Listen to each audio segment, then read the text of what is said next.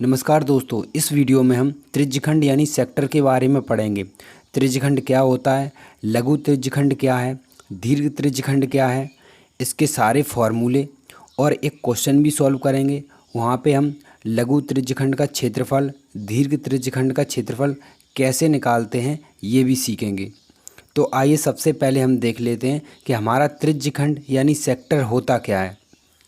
तो अगर हम इसके परिभाषा की बात करें तो इसकी परिभाषा है, एक वृत्त में दो त्रिज्याओं और संगत चाप से घिरा क्षेत्र वृत्त का त्रिज्यखंड कहलाता है। तो इसे हम चित्र से समझते हैं। तो देखिए हमारे पास दिया है कि एक वृत्त है, ठीक है, हमने एक वृत्त बनाया, उसमें दो त्रिज्याएँ, तो दो त्रिज्याएँ बनाइए। ये हमारा वृत्त का केंद्र है, इसकी हमने एक त्रिज्या खींची, ठीक है, ये एक त्रिज्या हो गई। उसके बाद हम एक और त्रिज्या खींच देते हैं, ठीक है, ये त्रिज्या हो गई। तो ये त्रिज्या और ये त्रिज्या, दो त्रिज्याएं हो गई और ये इसका हो गया चाप, इसे बोलते हैं चाप, ठीक है।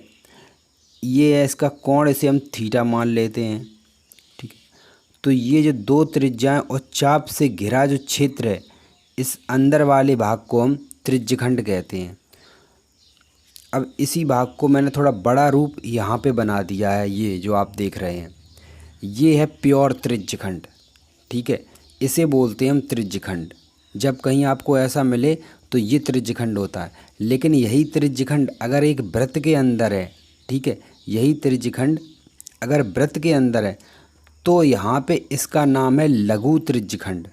अब यहाँ पे लघु त्रिज्यखंड क्यों नाम है, यहाँ पे दो त्रिज्यखंड हैं। देखिए एक तो त्रिज्यखंड ये हो गया, ठीक है, और एक त्रिज्यखंड इसके जस्ट पीछे वाला हो गया। देखिए ये यहाँ से लेके ये चाप गया, ये बड़ा चाप है, ये त्रिज्या है और ये त्रिज्या है, ठीक है। अगर हम इसे छुपा लें तो देखिए ये भी एक त्रिज्यखंड बनना, दो त्रिज्याएं हैं, एक त्रिज्या ये, एक त्रिज्या ये, और यहाँ से ये एक चाप गया, तो ये भी तो हो गया एक त्रिज्यखंड। तो इसे बोलते हैं हम दीर्घ त्रिज्यखंड और इसे बोलते हैं हम लघु त्रिज्यखंड। तो हमने यहाँ पे लिख दिया है, ये आपका हो गया लघु त्रिज्यखंड, ये वाला हो गया, ये वाला हिस्सा दीर्घ त्रिज्यखंड। तो इस त्रिज्यखंड में अगर हम बात करें तो आर त्रिज्या होती है, थीटा कोण होता है और इसे हम चाप बोलते हैं, ठीक है, ये चाप हो गया। अब आइए इसके हम फॉर्मूले देख लेते हैं।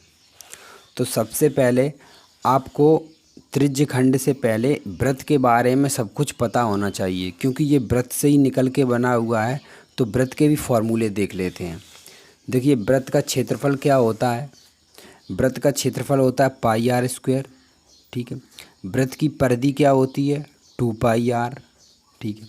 अब त्रिज्यखंड का क्षेत्रफल क्या होता है, देखिए त्रिज्यखंड का क्षेत्रफल होता है थीटा बटे 360 गुणा पाई आर स्क्वायर, यानी वृत्त का क्षेत्रफल, थीटा बटे 360 गुणा वृत्त का क्षेत्रफल यानी पाई आर स्क्वायर। ये होता है आपका त्रिज्यखंड का क्षेत्रफल। थीटा क्या है, यहाँ पे थीटा कोण है ये वाला, ठीक है, और 360 आप जानते हैं एक वृत्त का जो कोण होता है वो 360 डिग्री होता है। पूरा एक वृत्त 360 डिग्री का होता है, ठीक है। ये वृत्त का कोण है, ये थीटा, इस ये वाला कोण है त्रिज्यखंड का, ठीक है, और गुणा में पाई आर स्क्वायर। तो ये हो गया त्रिज्यखंड का क्षेत्रफल। इसे हम ऐसे भी लिख सकते हैं, त्रिज्यखंड का क्षेत्रफल या लघु त्रिज्यखंड का क्षेत्रफल एक ही बात है, थीटा बटे 360 गुणा वृत्त का क्षेत्रफल, ठीक है। दीर्घ त्रिज्यखंड का क्षेत्रफल निकालने के लिए आपके पास फॉर्मूला है वृत्त का क्षेत्रफल माइनस लघु त्रिज्यखंड का क्षेत्रफल। अब चित्र से समझिए, अगर आपको इस दीर्घ त्रिज्यखंड का क्षेत्रफल निकालना है तो आप क्या करेंगे, अगर पूरे वृत्त में से इस ये वाला हम हिस्सा निकाल दें, ठीक है, तो हमारे पास क्या बचेगा, ये दीर्घ त्रिज्यखंड बचेगा। तो हम ये कहेंगे कि हम पूरे वृत्त के क्षेत्रफल में से ये वाला हिस्सा यानी कि लघु त्रिज्यखंड का हिस्सा अगर हम घटा दें या माइनस कर दें तो हमारे पास दीर्घ त्रिज्यखंड आ जाएगा। तो वही यहाँ पे फॉर्मूला है, कोई याद करने की ज़रूरत नहीं है, केवल आपको समझने की ज़रूरत है। दीर्घ त्रिज्यखंड का क्षेत्रफल का क्या फॉर्मूला है, वृत्त का क्षेत्रफल में से माइनस लघु त्रिज्यखंड का क्षेत्रफल। तो ये हमारे त्रिज्यखंड के सारे फॉर्मूले कंप्लीट हो गए। आइए अब हम एक क्वेश्चन कर लेते हैं जहाँ पे मैं आपको त्रिज्यखंड का क्षेत्रफल और लघु त्रिज्यखंड कहें या दीर्घ त्रिज्यखंड दोनों का क्षेत्रफल निकालना सिखा दूंगा। तो देखिए हमारे पास क्वेश्चन है, त्रिज्या 21 सेंटीमीटर वाले वृत्त का एक चाप केंद्र पर 60 डिग्री का कोण बनाता है, तब वृत्त के त्रिज्यखंड का क्षेत्रफल ज्ञात करो। तो हमें सबसे पहले एक वृत्त बनाना है, ठीक है, और उसकी त्रिज्या 21 सेंटीमीटर है, ठीक है। तो हमने ये एक वृत्त बनाया, उसकी त्रिज्या 21 सेंटीमीटर है, तो उसमें हमने एक त्रिज्यखंड भी बनाना है और जिसका कोण कितना है 60 है। ये चाप है, ये उसमें क्वेश्चन में लिखा है, देखिए एक चाप केंद्र पर 60 डिग्री का कोण बनाता है, मतलब ये ही वाला चाप है, ये चाप केंद्र पर 60 डिग्री का कोण बना रहा है, यही क्वेश्चन कह रहा है, ठीक है।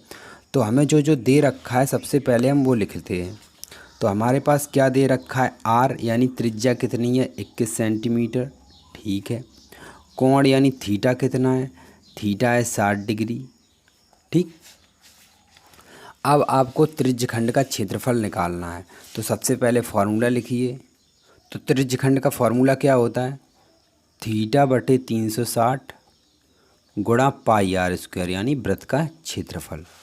अब यहाँ पे रख दीजिए, थीटा कितना दे रखा है आपको, थीटा है आपका 60 डिग्री बटे 360 गुणा पाई का मान रखिए, पाई कितना है, पाई है आपका 22/7 गुणा आर यानी त्रिज्या कितनी दे रखी है 21, तो 21 गुणा 21 दो बार लिखेंगे क्योंकि यहाँ पे स्क्वायर है, तो 7 तिया 21, ये आया आपका 3,